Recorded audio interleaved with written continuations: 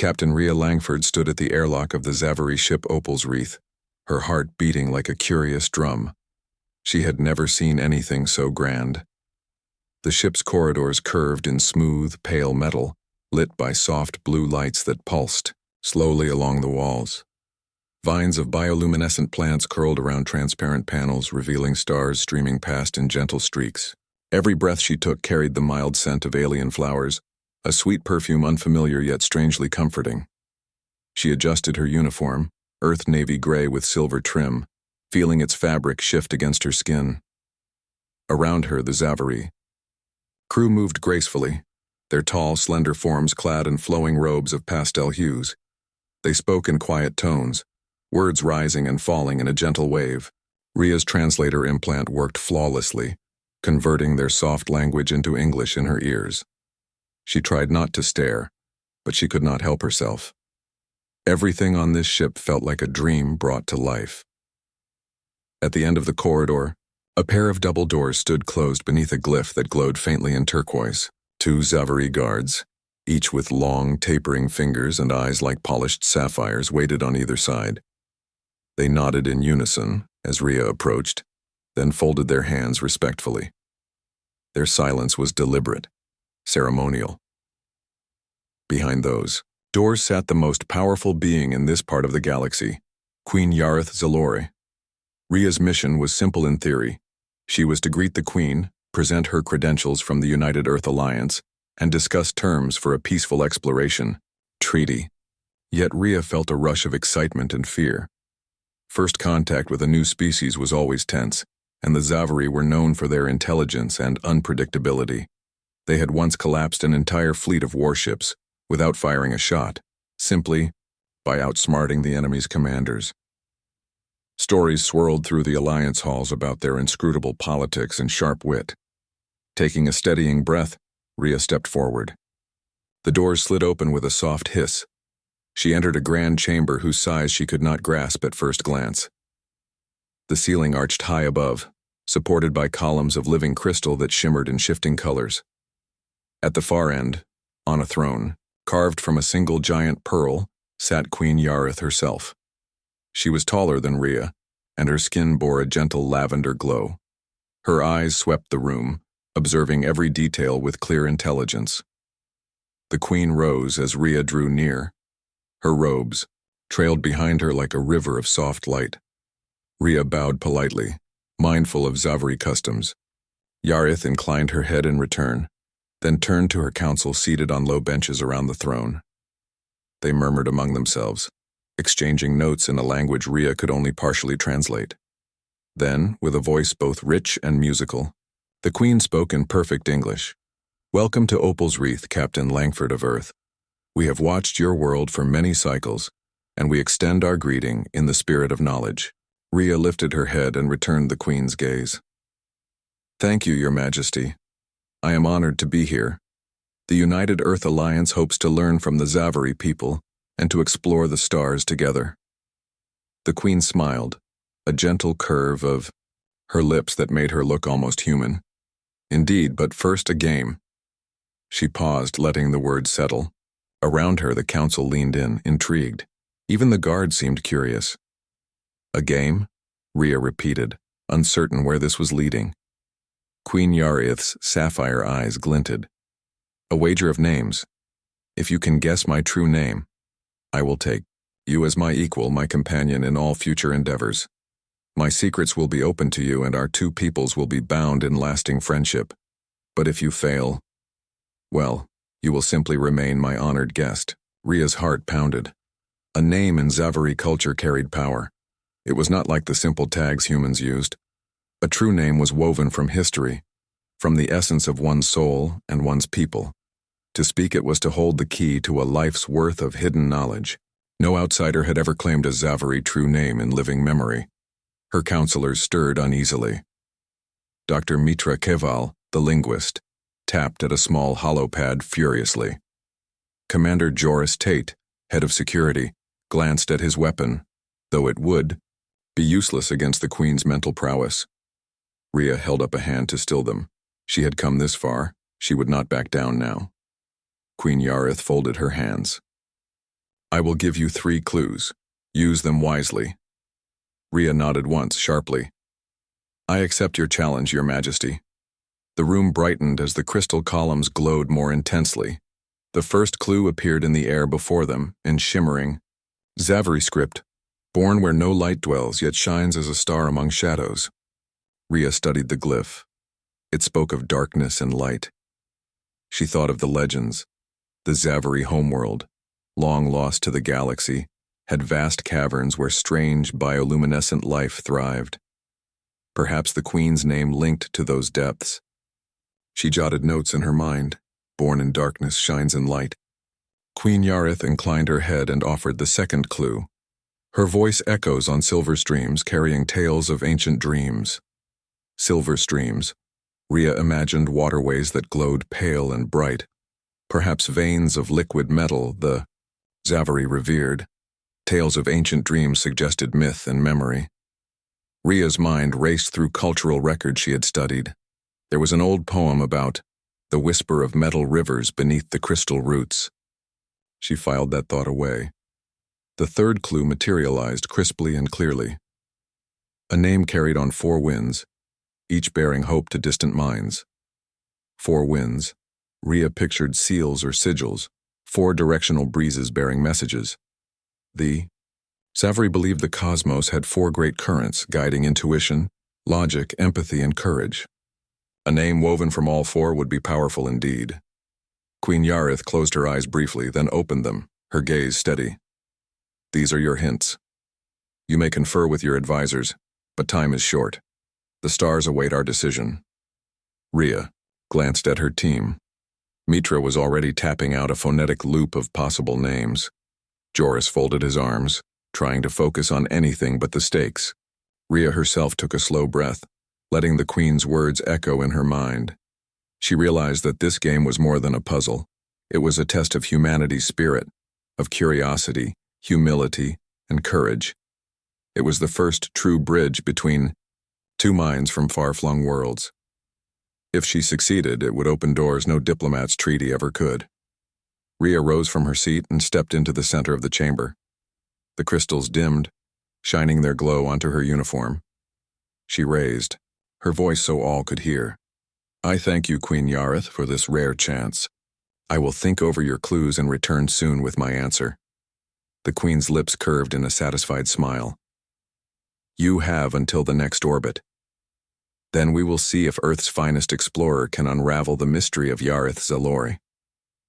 With that, Rhea bowed deeply and turned away. As she walked back through the silent corridors, she felt the weight of the challenge settle on her shoulders. Yet beneath that weight lay a spark of excitement. Humanity's place in the wider galaxy might hinge on the next few hours. And whether she won or lost, she knew one thing for certain. She would not give up until she held the truth of the Queen's name in her own mind. Captain Rhea Langford stood in the ship's vast archive room, the walls lined with translucent data slates that glowed faintly in the dim light. Each slate held centuries of Zaveri history, culture, and myth. She pressed her palm against one and watched as its symbols scrolled upward, forming images of crystal cities, deep caverns, and glittering rivers. All around her, the gentle hum of the ship's life support system reminded her that she was still very much a guest in a living vessel. Beside her, Dr. Mitra Keval tapped at a holopad, her brow furrowed in concentration. These clues are poetic, Mitra said, her voice low. We must find the common thread. She pulled up a digital map of the lost Zaveri homeworld, Ithril, now a shattered ruin in the system's outer ring. Look here. She pointed at a region marked the Shaded Veil.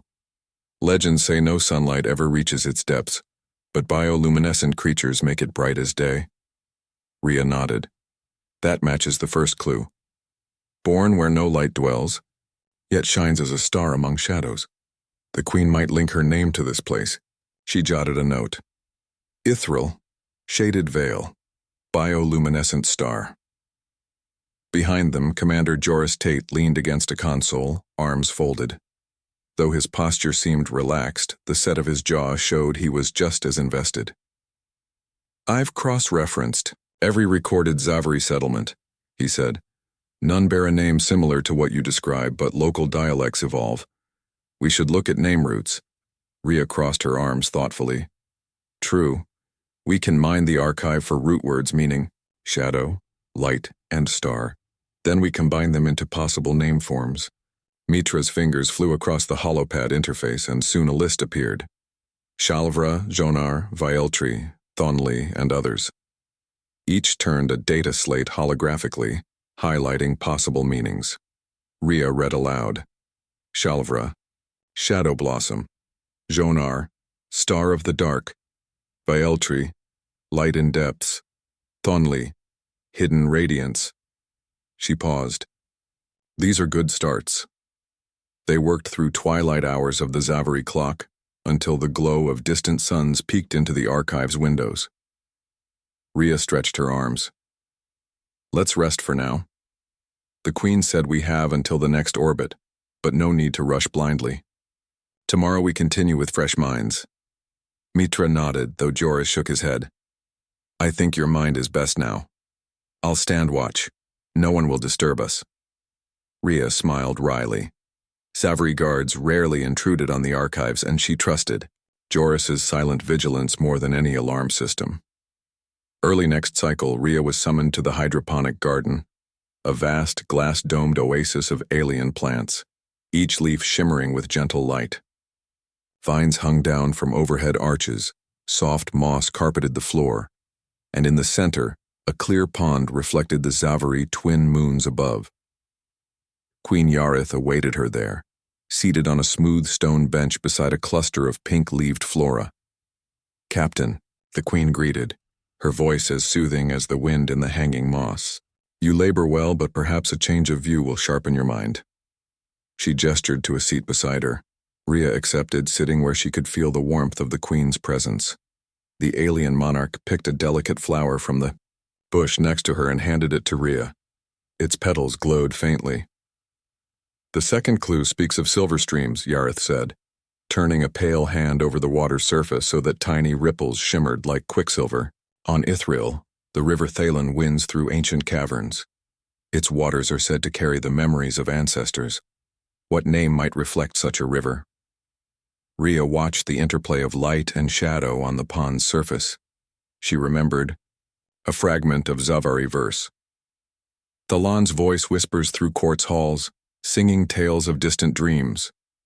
Rhea whispered the line to herself. Then she spoke. Thalan. Jai Thalan? The Queen's eyebrow lifted. Rhea's heart skipped. Had she guessed correctly? Before she could refine her guess, Yarith shook her head softly. A fine try, but incomplete. The name you speak belongs to the river itself. She smiled almost kindly. Use our final clue wisely. That evening, back in the command center, Rhea laid out all her notes on a low table. Under the soft glow of starlight filtering through the viewport, she spread parchments, translated glyphs, and Mitra's hollow projections. We have 4 major root words now. Shadow, light, river, dreams, Rhea said. And the idea of 4 winds: empathy, logic, courage, and intuition. The Queen's name must blend these. Joris frowned. How do we bring the 4 winds into a name? Mitra tapped her pad. In Zavari tradition, a 4-part name often uses 4 syllables, each tied to a wind. We should map each clue to 1 syllable. She drew a simple grid. Clue 1, darkness, light. Syllable 1, clue. Choice river, dreams. Syllable 2. Clue 3, 4 winds. Syllable 3 and 4, perhaps. Rhea studied the list of possible routes. Shal Vail Thonjai. She tried combinations aloud. Shal Vail Thonjai Shal. Joris winced. That sounds clumsy. We need harmony, flow. Suddenly, Rhea paused. What about Jai Revel Thonli? She said each syllable softly. Jai, for the river's old name. Rival from the word for dream or story. Thon from hidden. Li for light. 4 syllables, each hint in turn. And the order follows the winds. Intuition, dreams, logic, river, courage, hidden, empathy, light. Mitra, and Joris exchanged glances. It fits, Mitra said slowly. Phonetically, it flows well, and it uses all clues. Joris nodded. Bold, but elegant. If the Queen's true name is this, you'll know soon. Rhea inhaled deeply. She felt excitement and weight in equal measure. Then we will present it at the next meeting. Before dawn, they returned to the throne room. The crystal columns were already aglow, casting pastel lights across the marble floor. Queen Yarith sat upon her pearl throne, motionless except for the slow rise and fall of her breath. As Rhea stepped forward with her advisors behind her, the room hushed to a pin-drop silence. Queen Yarith spoke without turning. Have you unraveled the mystery of my name, Captain Langford? Rhea's chest tightened. She bowed her head, then lifted it steadily and spoke the name she and her team had crafted. J. Rival Thonley. For a heartbeat, nothing moved. Then the Queen rose, her lavender skin gleaming brighter. A single soft note of laughter escaped her lips. Her sapphire eyes shone with genuine surprise and pride. You have done well, she declared. Not only have you guessed correctly, but you deciphered the web of clues that even some of my own kind would overlook. Rhea allowed herself a small smile, relief and triumph washing over her. The Queen extended her hand, and Rhea took it with both of hers. In that touch, a silent promise passed between them. A bond of trust, of friendship, and of shared future. And as Rhea looked into Yarith's eyes, she felt that humanity's place among the stars had just taken its first sure step forward. Early the next morning, Queen Yarith invited Rhea and her officers to the Hall of Echoes. The great chamber's walls were lined with towering crystal prisms, each one containing the recorded memories of a Zavari ancestor. When a guest touched a prism, whispers of past lives filled the air in a soft, multicolored glow. Rhea stepped forward and placed her hand on the nearest prism. Instantly, she heard the voice of an explorer who had charted one of the first warp corridors beyond the Zavari home system. The explorer spoke of a sea of violet clouds and stars that sang like distant bells. The memory washed over Rhea like a gentle wave. Dr. Mitra Keval watched with rapt attention. This technology is unlike anything we have on Earth, she whispered. The Queen nodded. Our people believe that to understand the future one must first live the past, Yarith explained. She gestured to a series of lower prisms. I would like you to experience our history. In return, share yours. Rhea led Mitra to one of the prisms and tapped in a sequence that activated a stored memory. The chamber filled with images of ancient Earth, the first human steps on the moon, the roar of crowds at the Olympic Games, the light-hearted laughter of children at play. Queen Yarith's council watched in fascination as Earth's past sprang to life. The exchange of gifts. After the Hall of Echoes, the Queen hosted a small ceremony in the garden beneath the glass dome. Soft music, played on instruments Rhea did not recognize, drifted across the marble floor. At a long table, delicate Zavari pastries glowed with edible bioluminescence. The guests sampled them with polite curiosity, each bite tingling on the tongue. Rhea presented a simple wooden box from her ship's stores. Inside lay seeds of Earth's cherry blossoms and a polished stone carved with the Alliance's seal. From my world, she said, may these seeds bloom among your gardens, and may our alliance grow as strong as this stone. The Queen accepted the gifts with gentle grace. In Zavari culture, a gift of growth and strength carries deep meaning, Yarith said, placing the seeds in a shallow bowl of nutrient gel. We will tend them as a living symbol of our friendship. Then the Queen stood and offered her own gift, a delicate necklace made of interwoven crystal filaments, each one shimmering with tiny motes of light. This is called the Embrace of Stars, she explained. It symbolizes unity across the void. She fastened it around Rhea's neck. The crystals pulsed softly against her uniform. Rhea felt a warmth spread through her chest, a sign, she believed, of true acceptance. Shared lessons in science and art. Over the following days, Rhea arranged joint workshops between human scientists and Zavari scholars. In the ship's research wing, they studied the unusual properties of Zaveri bioluminescent flora. Human botanists learned how to coax earth plants to glow faintly, while Zaveri biologists marveled at human gene editing techniques. Meanwhile, in a nearby gallery, artists from both worlds displayed their work. A Zaveri sculptor shaped clay into floating forms that defied gravity. An earth musician played a violin piece that spoke of longing and hope. Audiences from both species gathered to watch, laugh, and sometimes wipe tears of wonder. Rhea herself attended each session, proud to see her people and hers finding harmony through creativity. Evening conversations. One evening, Rhea joined Queen Yareth in a private alcove overlooking the nebula they orbited. The view was breathtaking.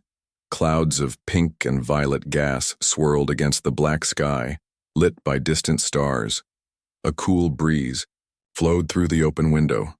They sat on a low bench sipping a warm, spiced drink that held the scent of jasmine and pepper. Silence stretched between them, comfortable and unhurried. After a time, the Queen spoke softly. "You have shown courage and respect, Captain. You've embraced our ways without losing your own." Rhea smiled. "You taught me that true strength lies in understanding, not conquest." She looked up at the nebula. On Earth, many believed we would clash with the Zaveri. Now I see how wrong they were. Yareth placed a slender hand on Rhea's shoulder. "You have brought us hope. We feared isolation would harden our people, but your spirit has reminded us of the joy in open arms." Rhea felt a tear slip free. She brushed it away. "I never imagined I would call a queen my friend." Forge of shared endeavors. As their time together progressed, an ambitious project took shape. A new research outpost on a neutral moon in the system. The outpost would be half built by human engineers, half by Zaveri architects, a literal union of their styles. Rhea oversaw the initial plans, drawing blueprints for transparent habitats that would blend human and Zaveri design elements. Workers from both species toiled together, installing solar concentrators one moment, carving crystal pillars the next. By the time construction began, laughter and chatter filled the work sites. Jokes passed freely between humans and Zaveri, sharing stories of family, home, and dreams. Rhea walked among them daily, offering encouragement and platefuls of ration bread for picnic lunches. She realized that this outpost would stand not only as a scientific achievement, but as a monument to cooperation, a feast to remember. When the foundations were laid, Queen Yareth threw a feast to celebrate. In the grand hall, tables curved like crescent moons, laden with dishes from both worlds, Earth-style breads, Zaveri fermented fruits, steaming bowls of stew with floating petals, crisp fruits that glowed in the firelight. Human chefs had learned to infuse spices with bioluminescent extracts. Zaveri cooks had mastered Earth's methods of grilling and baking. Rhea, wearing the Embrace of Stars necklace, sat beside the Queen at the head table. Music swelled as dancers performed a hybrid dance, a blend of human ballet and Zaveri flow. The crowd rose to their feet, clapping, cheering, and stamping rhythms in time. In that moment, Rhea understood that no victory in war, no triumph in battle, could match the joy of two peoples finding unity and peace. The bonds forged in that hall would ripple through the galaxy, a testament to what could be achieved when curiosity and respect led the way. By the end of the feast, as lanterns flickered and laughter echoed under the crystal arches, Rhea and Yareth shared a final toast. "To friendship," Rhea said. The Queen's eyes glowed with warmth. "To new beginnings," she replied. And so, under the watchful gaze of nebular skies, humanity and Zaveri celebrated not a conquest of planets, but the discovery of one another's hearts. In the gentle glow of that shared moment, the seeds of a lasting alliance took root, promising a future of wonder, exploration, and mutual respect. Captain Rhea Langford stood on the observation deck of Opal's Wreath, her breath coming in calm, steady rhythms. Through the curved crystal viewport, the nebula's swirling pink and violet clouds spread out like a painter's canvas. Tiny points of starlight gleamed beyond, reminding her of the vastness of space.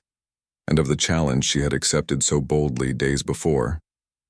Behind her, the crystal columns glowed softly, casting pastel reflections across the polished floor. Zaveri officers and human crew members gathered quietly in neat rows, eyes fixed on the throne room below. All of them waited to see whether Captain Langford had succeeded or failed in her wager with Queen Yareth Zalor. Rhea touched the embrace of Star's necklace at her throat. Its glow pulsed like a heartbeat as if urging her onward. She felt the weight of every human she represented: diplomats, scientists, engineers, and ordinary citizens of Earth. She felt, too, the goodwill of the Zaveri people, whose trust she had earned so far by honoring their customs and by sharing her own world's stories. Now the final test awaited. The double doors at the end of the deck slid open with a soft hiss. Rhea stepped forward, her helmet folded away and her face bare to the welcoming air. She moved with quiet grace, her uniform crisp and her posture erect.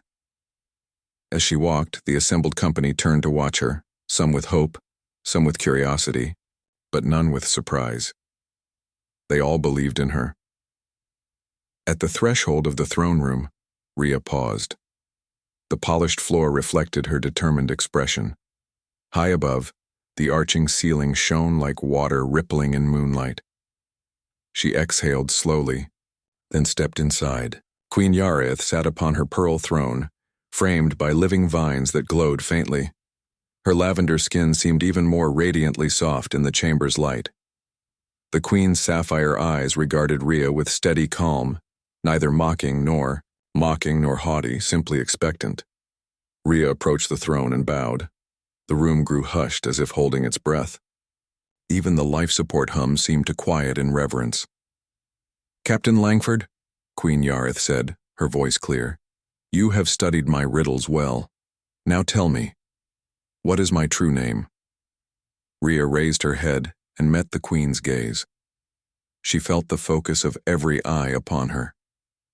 In that moment, the nebula outside seemed to freeze its dance, the stars to dim their shine. She drew in a breath that tasted of determination. "Your Majesty," Rhea began, her voice firm but polite, "you asked for your name, woven from darkness, light, river, and dream. You spoke of 4 winds, each carrying hope to distant minds. My answer is Jairivo Thonli." A soft stillness followed her words. Time itself seemed to pause as the crystals in the columns dimmed almost to darkness. Then slowly, their pastel glow returned, brighter than before. The queen's lips curved into a smile that grew until it filled her face with joyous light. "Jairivo Thonli," Yareth repeated, her voice lilting in a soft trill. "You have spoken truth. You have unraveled the threads that tie my essence to my people's past and to the hopes of our future." Rhea bowed again, relief washing through her like warm sunlight. Beside her, Dr. Mitra Kaval quietly exhaled, her eyes shining with triumph. Commander Joris Tate allowed himself a faint grin. The queen rose from her throne, her robe swirling around her lithe form. She extended a hand, and crystal motes of light danced along her fingertips. When Rhea took that hand, a gentle warmth pulsed through them both as if the ship itself shared in their unity. "You have earned more than my name, Captain," Yareth said, her voice filled with genuine affection. "You have gained my respect and my friendship." She turned to her council, who bowed in unison. "See how Earth's champion stands before you. Let the alliance be sealed not by ink on paper but by the bond of our hearts and minds." At her words, the counselors approached with ceremonial scrolls and tokens of allegiance. Human diplomats stepped forward on Rhea's side. Together they exchanged gifts, a polished pearl symbolizing the Zaveri promise, and a small crystal sphere etched with Earth's continents. When the exchange was complete, the queen raised her arms and declared, "Let this moment mark the union of 2 peoples in curiosity, in peace, and in shared exploration." A gentle wave of cheers and applause rose through the hall, but it was the soft, melodic chanting of Zaveri blessing that moved Rhea most deeply. Their voices wove around her like a silken tapestry, carrying words that her translator rendered simple, yet profound. "May your paths be one, May your stars guide you. As the ceremony concluded, Rhea lingered beside the queen, gazing at the nebula through the grand viewport. She remembered how she had first arrived, an uneasy stranger in an alien vessel, and how, through puzzles, gifts, and shared stories, she had become a friend. Queen Yareth placed a slender hand on her shoulder. "You have proven humanity's spirit," she said. "Fearless curiosity, gentle kindness, and a mind open to wonder. These qualities make you worthy of the stars." Rhea smiled, her eyes bright. "It was your guidance, Your Majesty, and the friendship of your people that made it possible." Yareth nodded. "We walk forward together now. Tomorrow, we begin our next endeavor, the joint research outpost on Lysara III. May our work there strengthen the bond we have forged today." She motioned to a nearby console, and a holographic map of Lysara III shimmered into view. Bright dots traced planned habitats, laboratories, and gardens, half bearing Zaveri designs, half Earth's functional modules. Rhea leaned in, studying the map with careful interest. "The layout follows our shared vision," she said. "Transparent domes for observation, living corridors for the bioluminescent flora, and communal spaces where our peoples can meet." She tapped a panel, and a series of animated construction crews appeared, toiling side by side in perfect harmony. "Exactly," Yareth replied. "Here we will learn from each other every day. Here we will turn our promise into reality." Rhea straightened and offered her hand. "To Lysara III, and to the future we build together." The queen clasped Rhea's hand in hers. "To the future," she echoed. As Rhea left the throne room later that day, she felt the ship beneath her hum with renewed purpose. The challenge was over, but a grand adventure had only just begun. The moment of reckoning had revealed not just a name, but the strength of unity between two species. In the glow of the nebula outside, she saw reflected her own hopeful face, and the promise of many tomorrows shared among the stars. The first light of Ithril's twin suns filtered through the transparent domes of Lysara III's new outpost. Captain Rhea Langford stood at the entrance of the shared habitat, watching Zaveri architects and human engineers work side by side.